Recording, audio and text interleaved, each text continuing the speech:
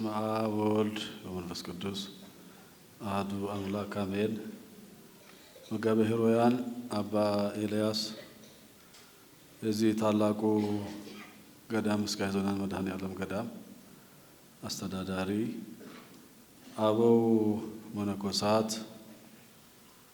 ዲያቆናት፣ ሊቃውንት፣ በውስጥም በውጭም ያላችሁ የክርስቶስ ቤተሰቦች፣ የእናታችን የቅድስት ድንግል ማርያም ወዳጆች፣ የተከበራችሁና ክቡራንና ክቡራት እንደምን ዋላችሁ? እንደምን ሰነበታችሁ? እንደምን ከረማችሁ? እግዚአብሔር አምላካችን፣ እግዚአብሔር አባታችን፣ እግዚአብሔር ፈጣሪያችን ሁላችንንም እንደ ኃጢአታችን ብዛትና ክፋት ሳይሆን በምሕረቱና በቸርነቱ ጠብቆ ለዚህ ሰዓት ለዚህ ጊዜ ያደረሰን ክብር ምስጋና ለሱ ይሁን። እንኳን ለዚህ ቀን አደረሳችሁ። እንኳን አደረሳችሁ።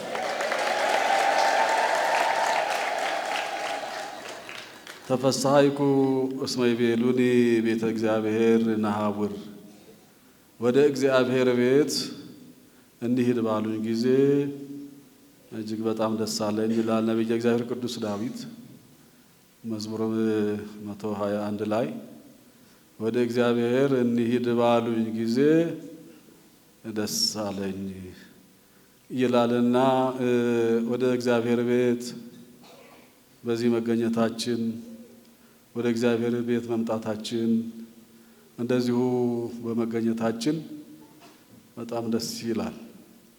በእግዚአብሔር ቤት ተገኝተን ቃሉን እንድንሰማ፣ ስናስቀድስ፣ ስናገለግል፣ ስንገለገል፣ ስናስቀድስ፣ ስንቆርብ፣ ቅዳሴ ጸበል ስንጠጣ፣ መስቀሉን ስንሳለም እጅግ ደስ ይላል።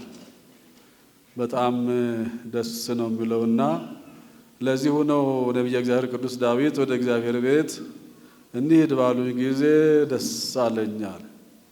ስለዚህ ሱባኤያችንን ከመጀመሪያ ጀምሮ ከነሐሴ 1 ጀምሮ በዚሁ ተገኝታችሁ በውስጥም በውጭም ሁላችንም በዚህ ተገኝተን ስንባረክ፣ ስንቀደስ፣ በረከት ስናገኝ ነው የከረምነው።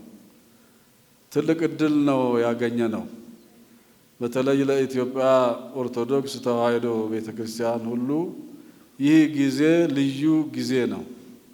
ይህ ሰዓት ለእኛ ልዩ ጊዜ ነው። ምክንያቱም ከእግዚአብሔር ጋር የምንነጋገርበት፣ ከእግዚአብሔር ጋር የምንታረቅበት፣ ከእግዚአብሔር ጋር የምንገናኝበት ሰዓት ጊዜ ነው።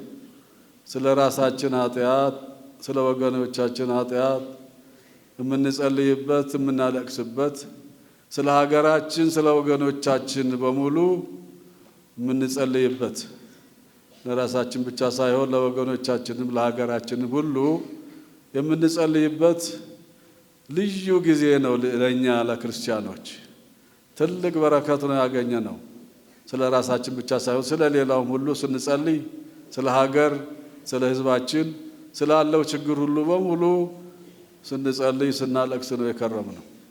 ለእኛ ልዩ ጊዜ ነው። ኢትዮጵያ ሀገራችን የምትኖረው በኢትዮጵያ በቤተ ክርስቲያን በኦርቶዶክስ ተዋሕዶ ቤተ ክርስቲያን ጸሎት፣ ልመና፣ ምህላ ነው። በተለይ ይሄ ምስካየ ኅዙናን መድኃኔዓለም ገዳም ልዩ አገልግሎት ነው የሚሰጠው። ከሌላው የተለየ ልዩ አገልግሎት ነው። በቅዳሴውም ልዩ ቅዳሴ ነው። በማታውም በሰዓታቱም በማታውም አገልግሎት፣ ወንጌል አገልግሎት፣ በሁሉም የተለየ ምርጥ አገልግሎት ነው የሚካሄደው።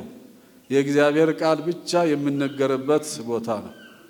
ወደ ሌላ ሳይገባ፣ ወደ ሌላ ሳይባል ስለ እግዚአብሔር ቃል፣ ስለ ቃለ እግዚአብሔር ብቻ በቅዳሴውም ሰዓት የቅዳሴን በተመለከተ በጸሎቱም በሁሉም ምእመናን የሚደሰቱበት፣ ምእመናን የሚጽናኑበት፣ ምእመናን ከመድኃኔዓለም መልስ የሚያገኙበት ቦታ ነው። ይሄ ወደ መድኃኔዓለም ካለቀስን፣ ከለመን መድኃኔ ዓለም ወዲያውኑ መልስ ይሰጠናል። ወዲያውኑ ይጎበኘናል መድኃኔ ዓለምና ምስጋና መድኃኔ ዓለም ገዳም ልዩ ቦታ ነው። ሁሉም ቦታ እናያለን። ይሄ ግን ልዩ ቦታ ነው። አገልግሎቱ በጣም ያማረ የሰመረ በሰዓታቱም በቅዳሴውም በምህላ በሰርክ ጸሎቱም በማታውም መርሃ ግብር ልዩ አገልግሎት ነው። በዚህ ቦታ የሚሰጠው አገልግሎት አባቶቻችን መነኮሳት፣ አበው መነኮሳት፣ ዲያቆናት፣ ሌሎችም ቀሳውስትም በጋራ ሆኖ ልዩ አገልግሎት ነው የሚያገለግሉት። በእግዚአብሔር ዘንድ ተቀባይነት ያለው ጸሎት ነው እየተጸለየ የነበረውና ስለዚህ ይህንን ጸሎታችንን ሱባኤያችንን እግዚአብሔር አምላክ አስፈጽሞን ለፍጻሜው ለመጨረሻው ያደረሰ አምላካችን ክብር ምስጋና ለሱ ይሁን።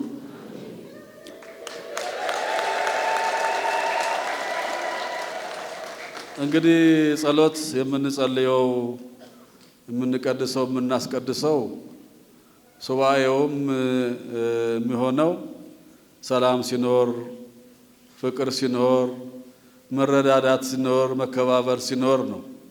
ይህንን ያሳለፍነው ሳምንት ሰላም ስላለ ፍቅር ስላለ ነው። ፍቅር ካለ ሰላም ካለ ደግሞ እግዚአብሔር ከኛ ጋር ነው ያለው። ፍቅር ማለት እግዚአብሔር ማለት ነው። ፍቅር ካለን የምንጸልየው ጸሎት፣ ጾማችን፣ ስግደታችን፣ ሱባኤያችን ሁሉ ተቀባይነት አለው። ፍቅር ከሌለን ሰላም ከሌለ ደግሞ ተቀባይነት አይኖረውም። ስለዚህ እኛ በፍቅር በሰላም ሰላም ስላለ ፍቅር ስላለ በሰላም ሱባኤያችን ጀምረን በሰላም ሱባኤያችንን ፈጽመናል። ስለዚህ ሰላሙን ፍቅሩን አሁንም ያብዛልን። ስለዚህ ወገኖቻችን በሰላምና በፍቅር መኖር ያስፈልጋል። እግዚአብሔር የሚወደው ሰላምን ነው። እግዚአብሔር የሚፈልገው መከባበርን ነው። እግዚአብሔር የሚወደው መረዳዳትን ነው።